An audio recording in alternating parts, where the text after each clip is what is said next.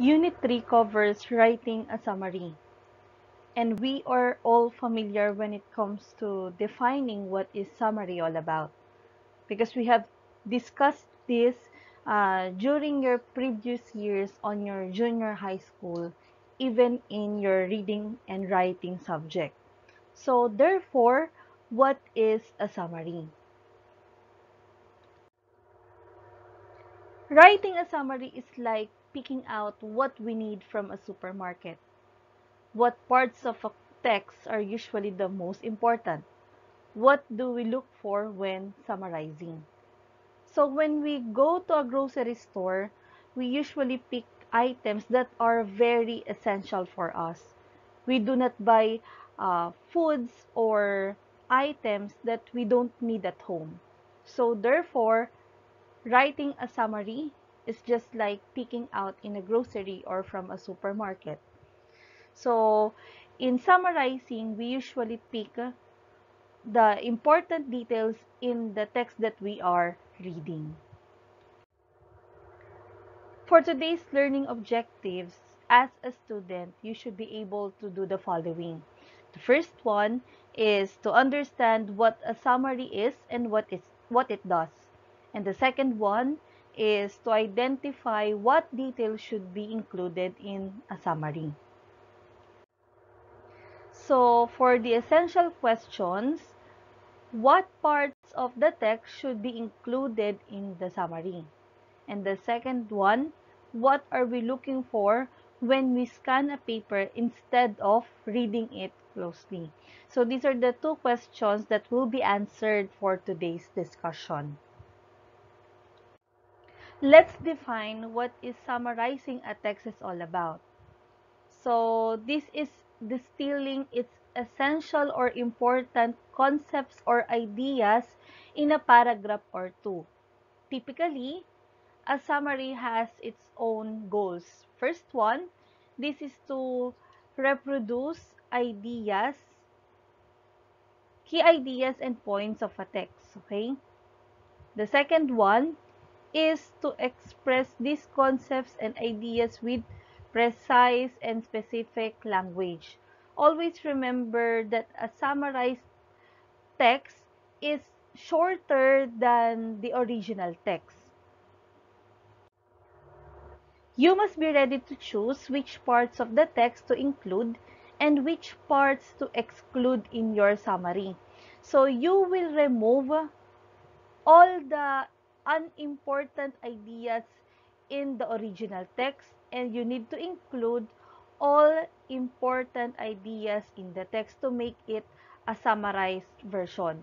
So when reading a text, there are two techniques that you can use in order to prepare.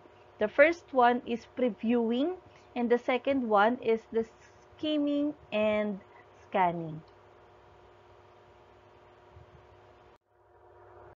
When selecting which parts to include in your summary, always take note of the following.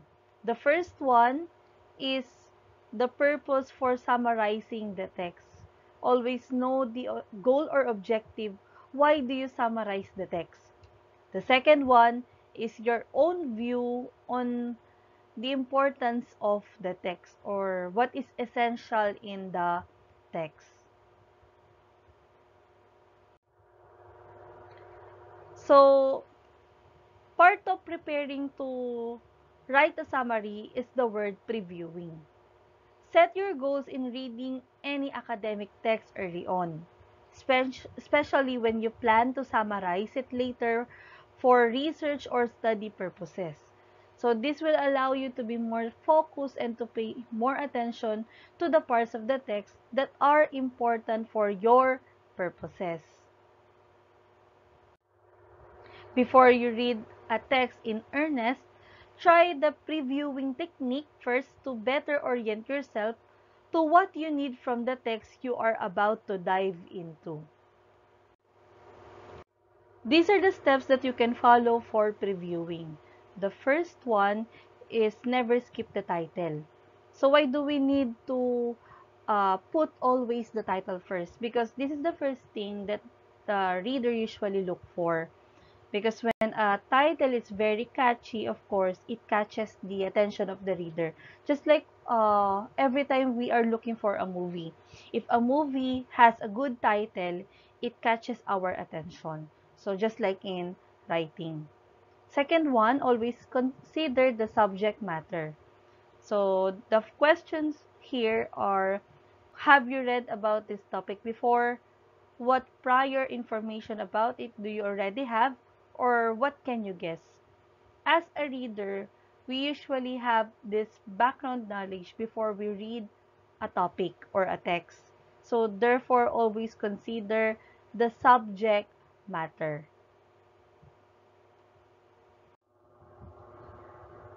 When summarizing a text, always include the author. The author's background has its impact in writing the text. He or she has its hugot in writing.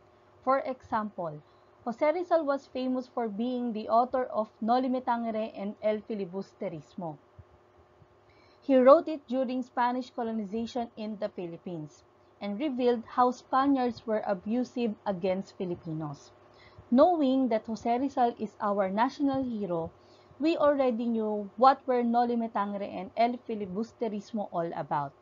If we will be summarizing these novels, let us put Jose Rizal as the author of the text so that the readers identify their background knowledge towards your summarized text. The fourth one is it includes where was this text originally published. Always identify who might be the audience of the text and what could be the expectation of the audience in the text. For the fifth step, always include the date of publication of the text because there's always a connection between time period and why was the text published. For example, let's go back again on Jose Rizal's two novels. These were published during 1887 to 1891. These were the years that Filipinos were opposing against the Spanish government. So therefore, this time period has its relevance when it comes to the text being published. For the sixth step, what seems to be the general progression of ideas in the chapter titles or headings that section the article? Seventh step is, why has your teacher assigned this text? Where does it fit into the course or subject as a whole? What sort of facts and ideas are you expected to remember from these readings? So, this is just a tip. When reading an academic text, carefully read its abstract and discussion and examine its graphs if any. So, let's proceed to the skimming and scanning. By first skimming through a text, you can get an idea of its overall logical expression. Skimming can also help you determine which parts of the text need your utmost attention to achieve your purposes for reading the text. Listed in the next slides are steps you can take when skimming, but they can be modified or adjusted based on your comfort. Before skimming, make use of the previewing techniques from the previous subsection or slides.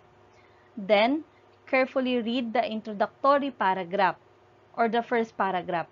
Try to predict or guess the direction of the coming explanations, arguments, and examples. Carefully read the first one or two sentences of each paragraph, as well as the concluding sentence or sentences, because this represents the main ideas. In between the opening and closing sentences, keep your eyes moving. Your goal or objective is to take in the overarching concepts and overall picture or pattern of the text.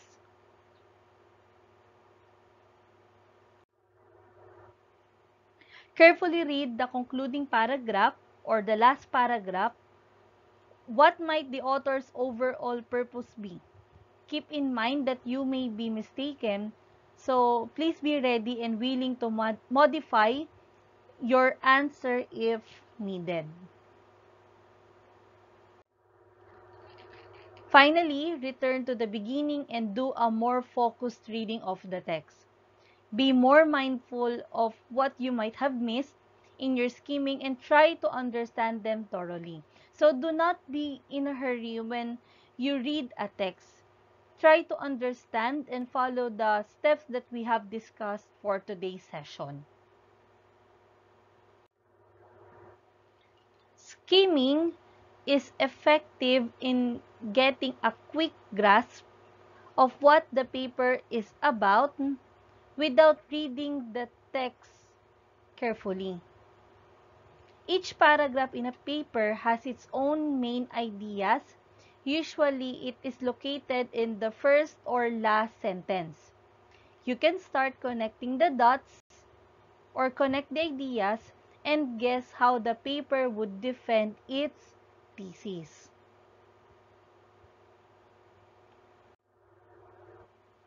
In the next slide is the title of an academic paper followed by the introductory sentences of the first couple of paragraphs. So let's see. The title is Muling Mag-abang sa Kundiman, Revisiting Edgar Samar's Poetry. So let us read. In recent years, many students and even quite a number of adults and parents have come to know the name of Edgar Samar. However, it is a lesser-known fact that Edgar Samar has been very prolific in the Philippine literary scene since as early as 2002. For 13 years, Edgar Samar has been a successful fictionist and poet. In recent years, asking who Edgar Samar is in the Philippines would, more often than not, result in people being familiar with the name. To delve more into the poetic works of Edgar Samar, two of his poems will be presented in this paper.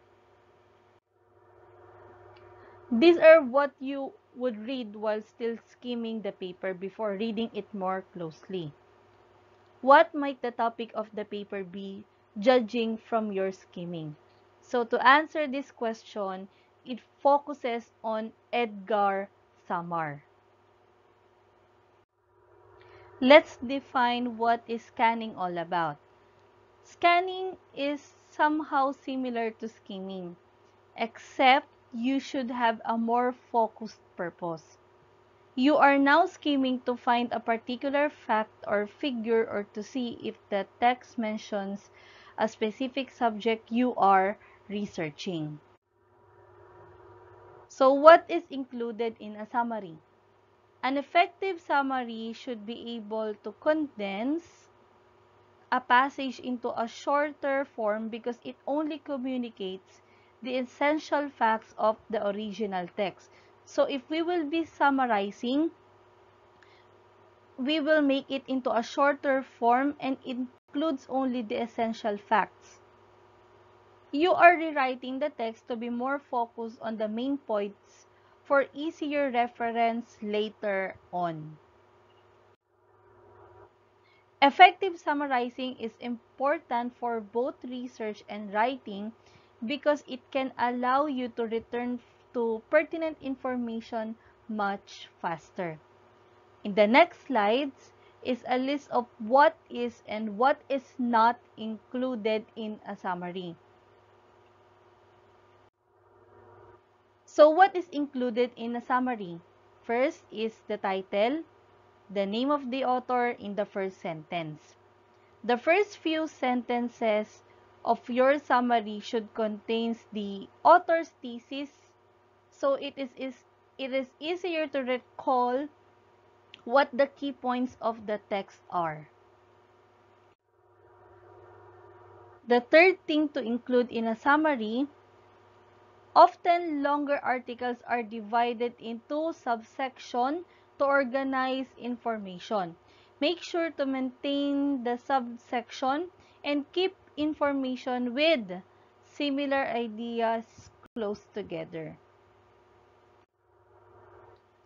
Remove or omit minor details and ideas that are not focused on the text or not the main or central idea of the text. However, be careful in omitting or removing too much or warping the author's original intention. Fifth one is omit specific examples unless they are integral to the author's argument. If the purpose of the example is to provide clarification, then it can be omitted. Okay. Never include opinions or personal responses because the summarized text is not asking for your point of view towards the text. Because a summary should always include the author's ideas. Try writing the first draft of your summary without looking back at the text as you write to avoid plagiarism. For example, this is an example of a summarized version from a text. In his paper, Global Implications of Patent Law Variation, Koji Suzuki, 1991, says that the world's patent laws have a lot of inconsistencies and that this can be a severe problem. In the majority of countries in the world, the first to file for a patent is given the patent ownership. As you can see, this is the title of the text and the name of the author is included and the year of publication, which is 1991, and the reporting verb. You can also find an alternative word aside from says, like stated that, argued that, and many more. Plus the thesis statement towards the world's patent laws. So what is the point of view of the author here? It has a lot of inconsistencies and this can be considered as a severe problem in majority of the countries of the world. However, in the United States, patent ownership is given to the inventor directly. In light of this, the patent ownership can change depending on the country. While the existence of multiple possible patent ownerships can cause economic problems, the international tension that it creates is a bigger problem. The United States violates the Paris Convention on Industrial Properties by not recognizing patent ownership in other countries and has prompted the World Intellectual Properties Organization, or WIPO, to ask the United States to review its existing patent law principles. So this is the concluding sentence in the summarized version. So it focuses on how United States violates the Paris Convention on Industrial Properties. In what way? By not recognizing patent ownership. And this is usually the violation in World Intellectual Properties Organization.